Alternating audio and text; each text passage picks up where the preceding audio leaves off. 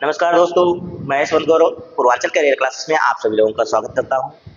दोस्तों, जैसा कि आप लोग जान ही रहे हैं, आरआरबी ग्रुप डी की श्रृंखला में मैं साइंस सब्जेक्ट को लेकर आपके सामने उपस्थित हूं। अब एक और चीज़ इसमें जुड़ चुकी है, जैसे कि आप लोग जानते ही हैं, यूपीपी, यूपीएसआई और यूपी जेल वार्डन, ये जो नई भर्तियां आपको देखने को मिल रही हैं, उसका भी सिलेबस, इसका भी सिलेबस दोनों मिक्स मर्ज है, कोई अंतर नहीं है। दोनों कंपटीशन लेवल के हैं, दोनों का 10th लेवल है। हाँ, जो आपका यूपीएसआई है उसमें थोड़ी सी और ज़रूरत होती है लेवल अप करने की, लेकिन उसमें सिर्फ 1-2 क्लास एक्स्ट्रा लेना पड़ेगा, बाकी और कोई अंतर नहीं है। तो मैं दोनों आपको इसी में लगा दूंगा। और रही बात आपके टॉपिक्स की, टॉपिक जो चल रही हैं वो तो एक टॉपिक लगभग एक दिन में समाप्त हो जा रही है। जो बच जाएगा उसको सिलेबस उसको आपके प्रैक्टिस में चला जाएगा, क्योंकि बहुत छोटी टॉपिक होगी तभी सिलेबस, तो उसको हम प्रैक्टिस में डालेंगे, नहीं तो एक क्लास में एक टॉपिक लगभग समाप्त कर देंगे। तो चलिए, कल के एपिसोड में हमने क्या देखा था? कल के एपिसोड में हम लोगों ने देखा था कि ब्रायोफाइटा जगत क्या होता है, टेरिडोफाइटा जगत क्या होता है, दोनों में अंतर क्या है, दोनों का महत्व हमारे जीवन में कैसा है, तो ये सारी चीजें हमने देखा। अब मैंने आपको पढ़ाया जो बताया था, वो बताया था कि जो पौधों का वर्गीकरण है उसे 2 भागों में विभाजित किया गया। कितने भागों में? 2 भागों में विभाजित किया गया था। एक था अपुष्पोद्भिद और एक था पुष्पोद्भिद। अपुष्पोद्भिद के 3 भाग निकले थे। एक आपका थैलोफाइटा, दूसरा ब्रायोफाइटा, तीसरा आपका था ये टेरिडोफाइटा। ये तीनों समाप्त हो गए। बचा क्या है अब आपका? पुष्पोद्भिद। पुष्पोद्भिद जो हैं ये क्या होते हैं? तो जो पुष्पोद्भिद हैं इनमें 2 प्रकार के आते हैं। इन्हें 2 वर्गों में विभाजित किया जाता है, एक जिम्नोस्पर्म और एक एंजियोस्पर्म। तो मैंने एक ही क्लास में छोटा-छोटा बताया, थोड़ा-थोड़ा बताया था कि इनमें क्या होता है, कैसे होता है, कौन से पौधे आते हैं। तो अब इनको अलग से एक-एक टॉपिक जब बना के पढ़ेंगे तो लेंथी समय जाएगा नहीं, लंबा समय। तो आज क्या शुरू करें भाई? अब आपको समझ में आ ही गया होगा कि मेन टॉपिक क्या होनी चाहिए आज की। तो आज की मेन टॉपिक है पुष्पोद्भिद। पुष्पोद्भिद,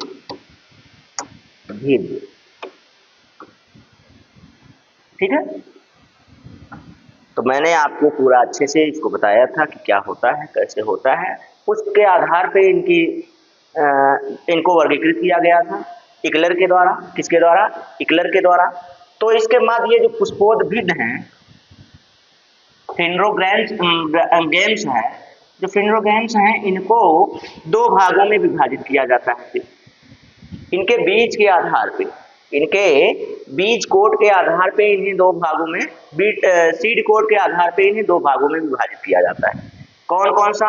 एक हो जाता है आपका, जिसे आप लोग कहते हैं जिम्नोस्पर्म।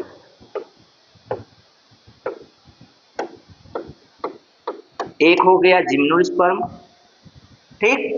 और दूसरा जो होता है उसे आप लोग कहते हैं एंजियोस्पर्म।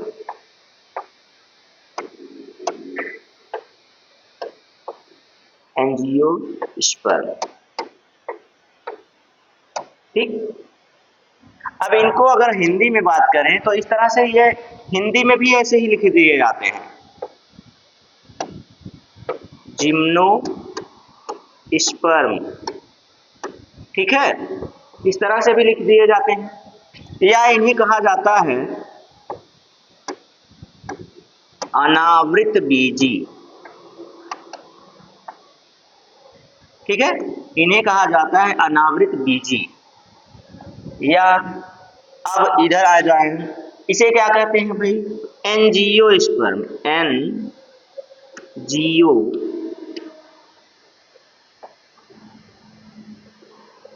एक मिनट, एंजियोस्पर्म, ठीक है,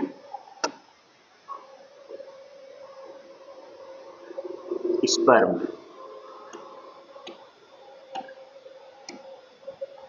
एंजियोस्पर्म हो गया, कोई दिक्कत नहीं, कोई परेशानी नहीं, ठीक है, एंजियोस्पर्म ये हो गया। या इसी को हम लोग कहते हैं क्या, इसी को हम लोग कहते हैं, थोड़ा सा आगे कर दें, इसी को हम लोग कहते हैं आवृत बीजी, आवृत बीजी। इसी में बच्चे ज्यादा कंफ्यूज होते हैं कि आवृत बीजी कौन सा होता है, अनावृत बीजी कौन सा होता है। तो मैं आपको बता दूं, जिम्नोस्पर्म, जिम्नोस्पर्म का मतलब क्या है, जो बच्चे जिम जाते हैं, जो लोग जिम जाते हैं वो अपना शर्ट टी शर्ट जो भी होता है उसे निकाल कर नंगे हो जाते हैं, वो होते हैं जिम्नोस्पर्म, अनावृत बीजी। जिनके ऊपर कपड़े नहीं होते, आवरण नहीं होता है, जिम में जाने वाले ज्यादातर आवरण यानी कि कपड़े नहीं पहनते हैं, नंगे होते हैं, यानी कि वो क्या हो गए, अनावृत बीजी हो गए। दूसरे क्या है, एंजियोस्पर्म, एंजियोस्पर्म वाले क्या होते हैं, एनजीओ वाले, यदि कोई एनजीओ वाले हैं तो वो सम्मानित लोग होते हैं, वो अपने आप को वेल मेंटेन्ड रखते हैं, कपड़े पहन कर रखते हैं, दिखावा नहीं करते हैं। इसका मतलब क्या हुआ, एंजियोस्पर्म यानी कि आवृत बीजी, जो आवरण में रहता है, पर्दे में रहता हो, उसे कहते हैं आवृत बीजी। एकदम प्यार से समझ में आया होगा आपको, इसमें कोई बनावट नहीं है, बस आपको समझाने के लिए एक एनजीओ बन गया और एक जिम बन गया, ठीक है, दोनों में यही है। फिर उसके बाद अब हम इसमें से एक एक के बारे में पढ़ेंगे। तो एक एक के बारे में पढ़ने का मतलब सबसे पहले हम जिम्नो के बारे में पढ़ लें, जिम वाले के बारे में पढ़ लें ना। आइए अब हम जिम्नोस्पर्म में जिम के बारे में पढ़ लें, थोड़ा सा छोटा कर लें और ऊपर कर लें, ठीक। अब इसमें से जिम्नोस्पर्म आप हेडिंग बनाएंगे, उसके बाद इसमें से एक एक पॉइंट करके हम लोग लिखेंगे, ठीक है, एक एक पॉइंट करके लिखेंगे और एक एक पॉइंट इसमें से हम आपको बताते जाएंगे। तो ये जो जिम्नोस्पर्म के लक्षण होते हैं वो क्या होते हैं, इसमें जो पौधे होते हैं वो लंबे होते हैं, ऊंचे होते हैं और काष्ठीय होते हैं। लंबे, ऊंचे और कैसे होते हैं, काष्ठीय होते हैं। काष्ठीय का मतलब ये होता है कि उसमें काष्ठ होता है, मोटी लकड़ी होती है, उसमें कैसी होती है, स्तंभिक लकड़ी होती है, उसमें काष्ठ के जैसा, मतलब आपने लकड़ी का टुकड़ा देखा है ना, उस तरह से होते हैं। इनके बीज के ऊपर आवरण नहीं पाया जाता है, इनके बीज के ऊपर आवरण नहीं पाया जाता है, जिसे आप लोग कहते हैं बीज चोल या फिर सीड कोट कहते हैं, ये नहीं पाया जाता है, ठीक है। दूसरी बात और एक है, तो इनमें जो होता है पुष्प और बीज दोनों पाए जाते हैं, इसमें पुष्प और बीज दोनों पाए जाते हैं, बीज पर आवरण नहीं पाया जाता है, मैंने पहले बता दिया। अब पुष्प के बारे में बात कर लें, तो जो पुष्प होता है वो अल्प विकसित होता है, पुष्प जो होता है पूर्ण रूप से विकसित नहीं होता है, अल्प विकसित होता है। इतनी जानकारी आपको समझ में आई होगी। फिर उसके बाद अगर हम इसे आगे ले चलें, तो इसमें जो पौधे होते हैं ना वो बहुत लंबे होते हैं, लगभग उनकी लंबाई 120 फीट होती है, लगभग की बात कर रहे हैं, 120 फीट की लंबाई। सबसे ऊंचा जो 120 फीट का पौधा होता है उसे क्या कहते हैं पता है आपको, सिकोया। सिकोया का एक पौधा वीरेंस नामक पौधा होता है, तो वो 120 फीट लंबा, यानी विश्व का सबसे लंबा पौधा होता है।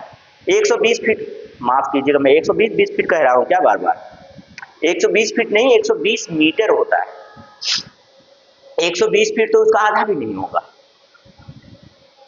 120 मीटर की बात हो रही है, 120 मीटर उसकी लंबाई होती है, विश्व का सबसे लंबा पौधा होता है। और विश्व का सबसे लंबा पौधा होने के साथ साथ इसको फादर ऑफ फॉरेस्ट भी कहा जाता है, या फिर रेडवुड ऑफ कैलिफोर्निया कहा जाता है, ये जो पौधा होता है। ठीक है, तो इस पौधे को जब आपसे पूछ लिया जाए कि कौन सा ऐसा पौधा है जिसकी लंबाई 120 मीटर होती है, या किस वर्ग का पौधा होता है जिसकी लंबाई 120 मीटर होती है, या फिर साथ साथ ये पूछ सकता है कि कौन सा ऐसा पौधा है जिसे फादर ऑफ फॉरेस्ट कहा जाता है, या फिर रेडवुड ऑफ कैलिफोर्निया कहा जाता है। आप क्या बताएंगे? आप उसको पूरा नाम बता देंगे, सिकोया सिम्पर वीरेंस ये पौधा होता है। फिर इसके बाद आता है कि ये जो अनावृत बीजी होता है, इसी में एक और आता है आपका, जिसे कहते हैं सिनकोना, इसी वर्ग में आता है। सिनकोना नामक जो पौधा होता है उसके छाल से कुनैन नामक दवा बनाई जाती है। क्या बनाई जाती है? कुनैन नामक दवा बनाई जाती है, जो कि आपकी मलेरिया में सहायक होती है, मलेरिया के इलाज में सहायक होती है। तो जितनी जानकारियां दी गई हैं वो आपकी एथेंटिक और हूबहू प्रश्न पेपर में छपने वाले होते हैं। सारी जानकारियां हो चुकी हैं लगभग जिम्नोस्पर्म के। ठीक है, तो अब मैंने अभी तो बताया, अब मैं लिख दे रहा हूं, आप उसको नोट कर लीजिएगा या फिर उसको आप स्क्रीनशॉट कर लीजिएगा, जैसी आपकी इच्छा हो, जैसी आपकी मर्जी हो, जैसा आपको सुटेबल पड़े। ठीक है, चलिए तो कलर चेंज कर दें, इसको इस कलर से लिखते हैं। आइए, तो सबसे पहले क्या कहें कि इस वर्ग के पौधे, इस वर्ग के पौधे लंबे, ऊंचे एवं काष्ठीय होते हैं। कैसे होते हैं? काष्ठीय होते हैं, मतलब इसमें लकड़ी होती है। ठीक है, इसमें लकड़ी होती है। अगला क्या है? अगले की बात करें तो इनमें, इस वर्ग में पुष्प एवं बीज दोनों पाए जाते हैं, पाए जाते हैं। और भी मैंने कुछ लिखा, इनका पुष्प अल्प विकसित होता है, पुष्प अल्प विकसित होता है। पुष्प होता है लेकिन कैसा होता है भाई? अल्प विकसित होता है, ये विकसित। अब ये काट दीजिएगा एक आप, एक मिनट, काटने का ऑप्शन हमारे पास है, कट गया। चलिए, अल्प विकसित होता है। ठीक है महोदय। फिर उसके बाद बीज की बात करें तो जो बीज होता है, बीज के ऊपर आवरण नहीं पाया जाता है, आवरण नहीं पाया जाता है, बीज के ऊपर आवरण नहीं पाया जाता है, यानी कि जिसे आप लोग सीड कोट कहते हैं, सीड कोट, इसको आप लोग क्या कहते हैं? तो इसको आप लोग सीड कोट कहते हैं, सीड कोट ना, या फिर इसी को आप लोग बीज चोल कहते हैं, इसी को आप लोग क्या कहते हैं? बीज चोल कहते हैं। ठीक है, ये नहीं पाया जाता है। ठीक, बीज चोल कहिए या सीड कोट कहिए, ये इसमें नहीं पाया जाता है, इसका विकास इसमें नहीं हुआ होता है। ठीक हो गया।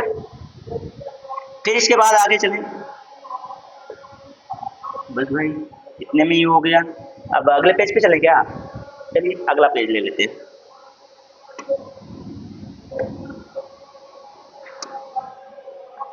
ये रहा अगला पेज आपका। चलिए, तो इसमें अगली पॉइंट क्या होगी तो अगली पॉइंट हो जाएगी आपकी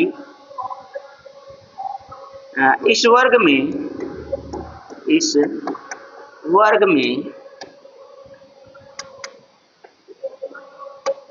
सिनकोना नामक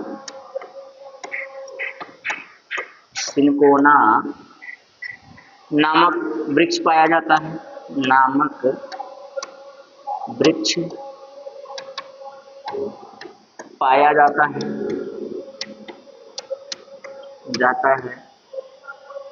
जिसकी छाल से, एक मिनट,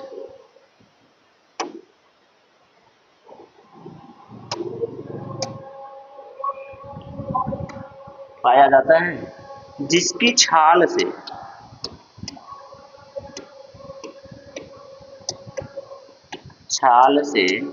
क्या बनाया जाता है? कुनैन नामक दवा बनाई जाती है। कुनैन नामक दवा प्राप्त होती है या बनाई जाती है? प्राप्त होती है। ठीक है, जो मलेरिया के इलाज में सहायक होती है। मलेरिया के इलाज में क्या होती है? सहायक होती है। इतनी जानकारी आपको मिल चुकी है। और ये लीजिए कुनैन है, कुनैन का कलर चेंज करते हैं, ये हो गया। और मलेरिया को भी चेंज कर देते हैं भाई, लीजिए मलेरिया को खड़ा कर देते हैं। ठीक है, मेन पॉइंट को मैंने चेंज किया है और इसको भी कलर चेंज कर दें, इसी में मैच कर रहा है। एक काम, चलिए तो इसको भी थोड़ा सा चेंज कर दिया जाए। तो इसको हम कर देते हैं आपका ये कलर, चलिए ओके, नो प्रॉब्लम। सिनकोना है, सिनकोना नामक वृक्ष के ख्याल से मिल गया। इसके बाद और भी जानकारियां थी इसमें ना, हाँ चलिए अगला वाला पॉइंट देख लेते हैं। अगला पॉइंट क्या है इसमें इस वर्ग में कर लीजिए, इस वर्ग में सिकोया सिम्पर वीरेंस, सिकोया सिम्पर वीरेंस नामक वृक्ष पाया जाता है जिसकी लंबाई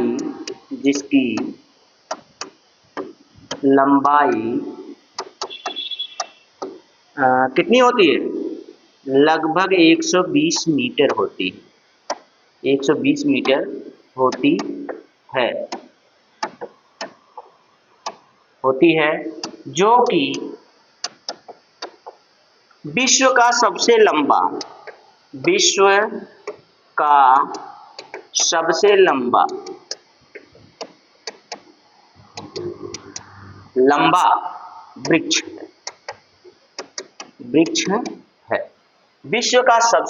वृक्ष है। कौन है भाई?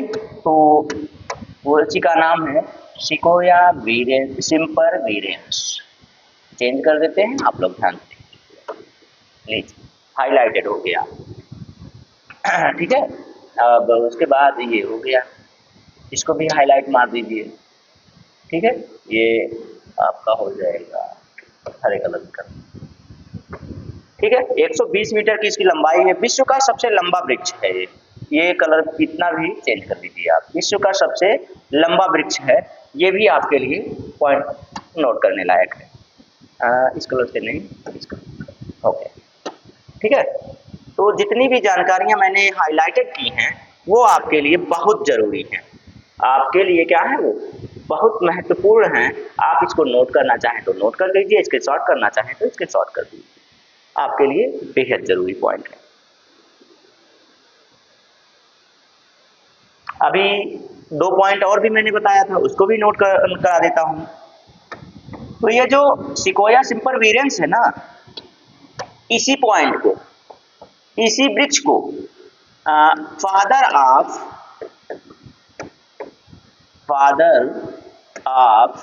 फॉरेस्ट कहते हैं।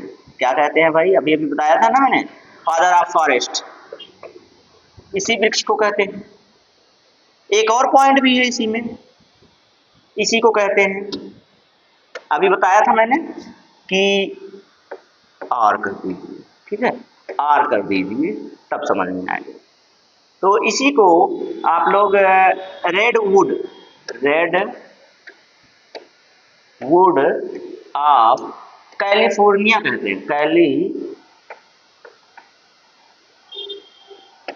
रेडवुड ऑफ कैलिफोर्निया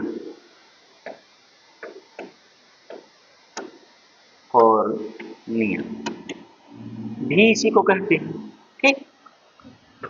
तो ये एक एक पॉइंट, एक एक जो टॉपिक है वो आपके लिए टू द प्रश्न के हिसाब से, अकॉर्डिंग द एग्जाम के हिसाब से, कोई भी इससे बाहर नहीं है, सारी की सारी जानकारी है यहाँ पे, ठीक है। तो आइए आपको मैं दिखा भी सकता हूँ कि सिनकोना का वृक्ष क्या होता है, सीड्स क्या होते हैं, सारी चीजें मैं अगर आपको दिखाना चाहूँ तो दिखा भी सकता हूँ। ये दो पेज पे तो ये हो गया। आइए मैं पेज आपको मैं वृक्ष भी दिखा दूँ।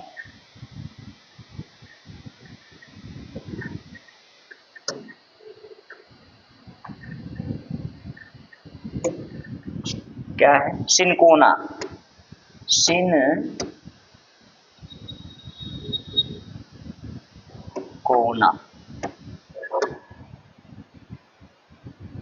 देखिए सिनकोना प्लांट,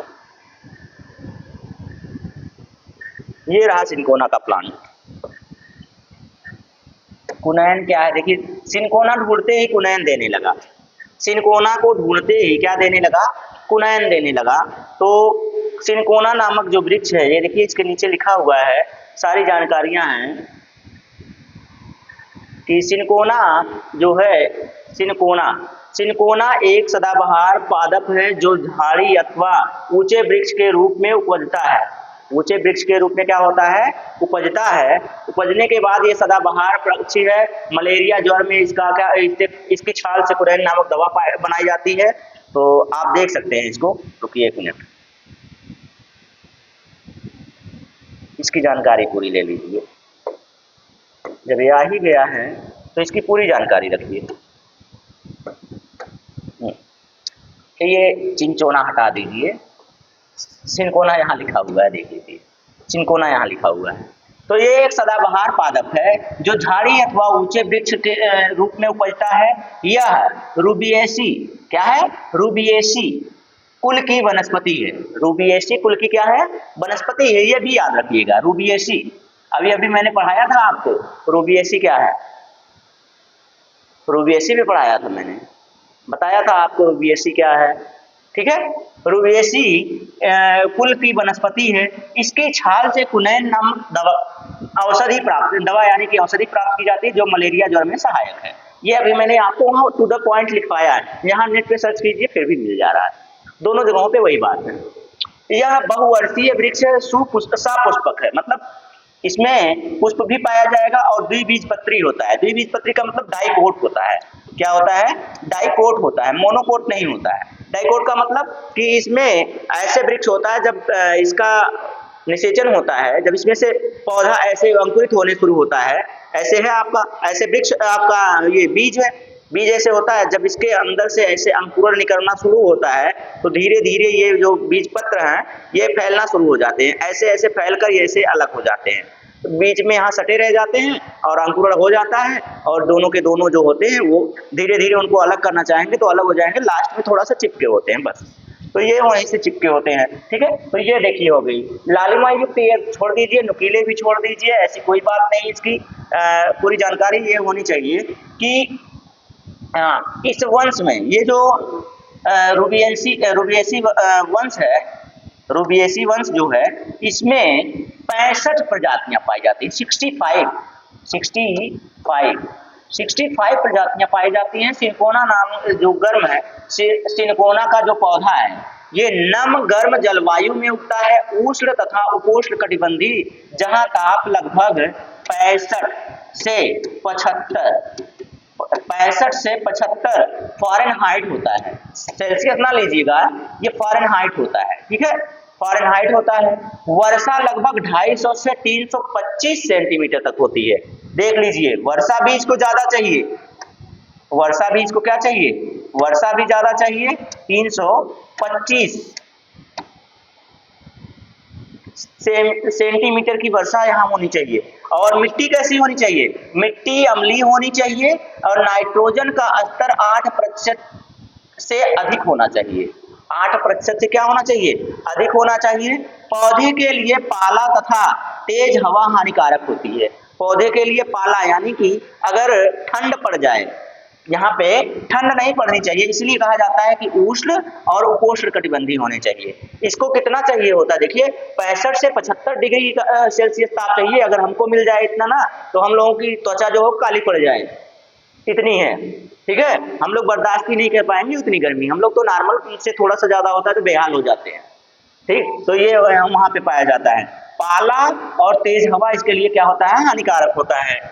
भारत में दार्जिलिंग आदि ठंडी जगहों पर इसके पौधे देखने को मिलते हैं। अब देख लीजिए भारत में दार्जिलिंग, भारत का दार्जिलिंग कहाँ है, ये आप लोग कमेंट करके जरा बताइएगा। तो दार्जिलिंग कहाँ पाया जाता है, दार्जिलिंग कहाँ स्थित है, दार्जिलिंग किस स्टेट में स्थित है, ये आपको बताना है। इस जगह पर पाया जाता है। यूरोपीय वैज्ञानिक इसका पता सबसे पहले लगाए थे एंडीज की पहाड़ियों में 1630 ईस्वी में। 1630 ईस्वी के आसपास एंडीज के जो यूरोपीय वैज्ञानिक थे, एंडीज पर्वतमाला में इसका क्या कर रहे थे, पता लगाए थे। ये हो गया। अब इसके बाद मैं आपको दिखा दूं, ये देखिए इसकी पूरी जानकारी दी गई है, इसकी पूरी जानकारी दी गई सिंगरंगा में। ये तो हो ही गया है, मैं बस इतनी जानकारी आपको देना चाह रहा हूँ। जो जानकारियां दे रहा हूँ वो आपके लिए महत्वपूर्ण है, बस वही देके चल रहा हूँ आगे। देखिए पादप जगत का है, किस जगत का है, पादप जगत का है। इसका आश्रेणित का है, एंजियोस्पर्म है, मतलब किस श्रेणी का है, तो एंजियोस्पर्म है। क्या है, एंजियोस्पर्म, जिम्नोस्पर्म पढ़ रहे हैं ना हम लोग, कहाँ से कंफ्यूजन दे दिए भैया।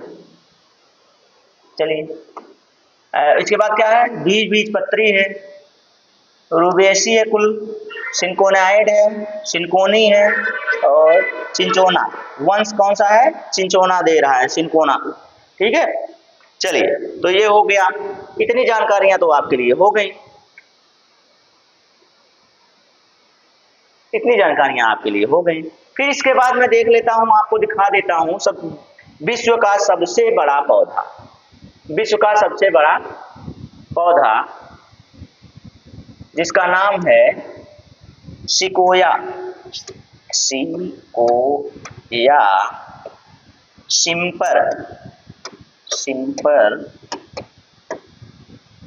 वीरेंस, वीरेंस, सिकोया सिम्पर वीरेंस, देखिए लिखा हुआ है सिकोया सिम्पर वीरेंस। देखिए कितना लंबा लंबा है, देख लीजिए कितना लंबा लंबा। उसके आगे गाड़ियां एकदम ना के बराबर लग रही हैं, उसके आगे गाड़ियां कैसी लग रही हैं, ना के बराबर दिख रही हैं एकदम। देख लीजिए, देख लीजिए सिकोया सिम्पर जो है, अरे आपको एक पहले नहीं पढ़ाया जाता था कि कक्षा 4 में था कि 5 में, ऐसे कुछ याद नहीं है, एनसीईआरटी में एक था कि पेड़ को काट के पेड़ के अंदर से गाड़ियां जाती थी, गुफा की तरह से बनाया गया था। पेड़ था, पेड़ को काट के निकाला गया था, उसी के बीच में से गाड़ियां जा रही थी, तो वो भी सिकोया का ही था भाई। ये देखिए, ये देख लीजिए आप लोग, देखिए इतना लंबा लंबा, इतना काष्ठीय होता है, इतना लंबा लंबा, देखिए कितनी कितनी लंबाई होती है। 120 मीटर ऐसे थोड़ी होता है, 120 मीटर ऐसे थोड़ी कहा जाएगा, इतना लंबा होता है, शंक्वाकार होता है, ठीक है। तो सारी जानकारियां आपको तो मिल ही चुकी हैं। सारी जानकारियाँ आपके लिए हो ही गई हैं। तो आज के लिए मैं सोच रहा हूँ बस इतना ही रहने दूँ, बाकी जो बचा हुआ है उसे कल आपके सामने पेश कर दूँ। कोई दिक्कत परेशानी हो तो बताइएगा, ठीक है। तो इतनी जानकारियाँ जो मैंने आपको दी हैं, ये आप लोग अपने पास एकदम बढ़िया से सुरक्षित रखिएगा, ताकि आपके पेपर में आपकी मदद कर सकें। ठीक है दोस्त, तो आज के लिए बस इतना ही। जय